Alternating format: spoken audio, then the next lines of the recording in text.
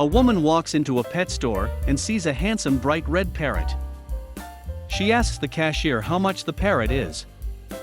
The cashier says, "I'll sell it, but I should warn you, it was donated by a brothel, so it might have picked up some colorful language." The woman says, "Oh, that's okay." She buys the parrot and takes it home. When she takes the towel off its cage, the parrot looks at her and says, "Oh, new madam. Hello, madam." A few hours later, the woman's two teenage daughters come home from school. The parrot looks at them and says, "Oh, new girls. Hello, girls." A couple hours after that, the woman's husband Phil comes home from work. The parrot looks at him and says, "Oh, hi, Phil.